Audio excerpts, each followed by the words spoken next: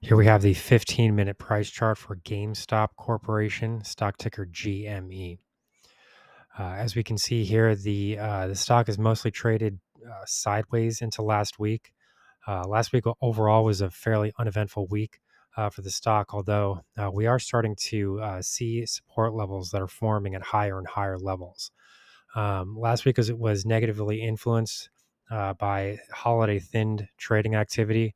Of course, it was the 4th of July week, and the markets were closed on Thursday. So, usually when that happens, we see a reduction in the total number of orders that are currently active in the market.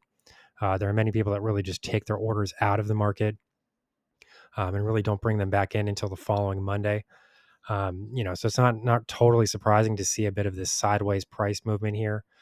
Currently, we're caught in the we're sort of caught within the exponential moving average cluster, and in many cases, what you'll find when that starts to occur, it can be a bit difficult to get out of there. We kind of zoom in here a bit. But here we have the four major exponential moving averages on this chart, which would be the yellow, the 20 period, the orange, the 50 period, the purple would be 100 period, and then the blue line would be the 200 period exponential moving averages.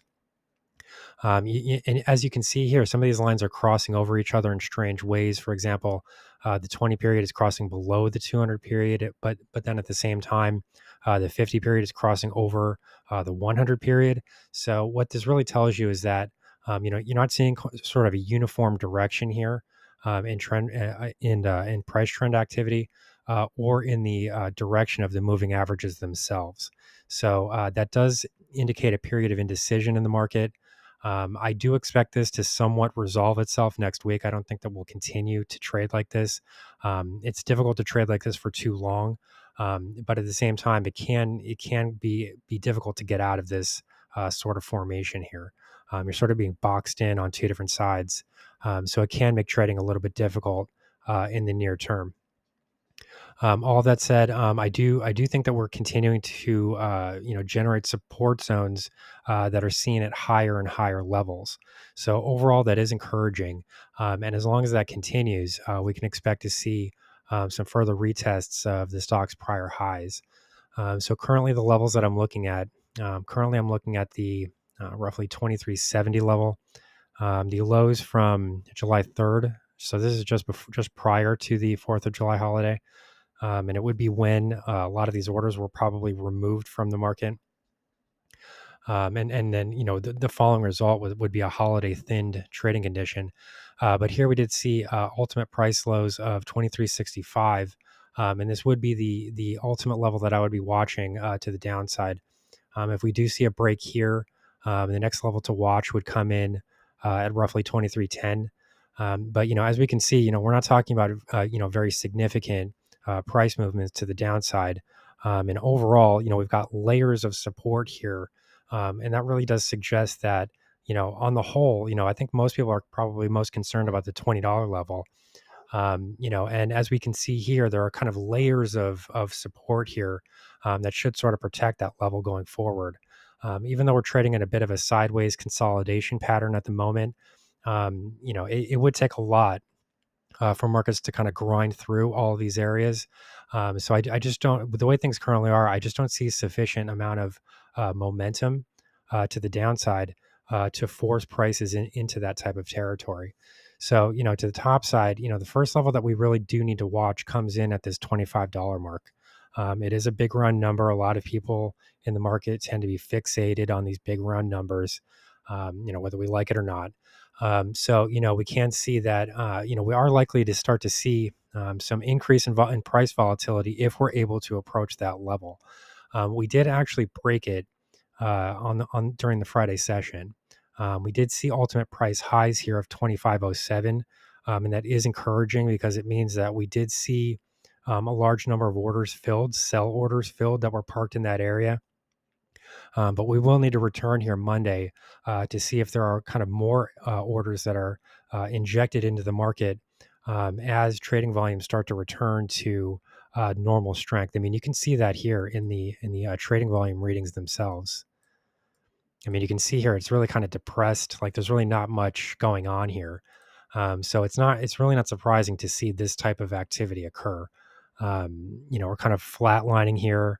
And then in addition to that, if that goes on long enough, then the problem that you run into is that you start to become caught inside of this moving average cluster. And sometimes it can be difficult to get out of there once you enter into that point. I do think that it's encouraging that we were able to grind through some of these orders near $25. We may see more of that next week.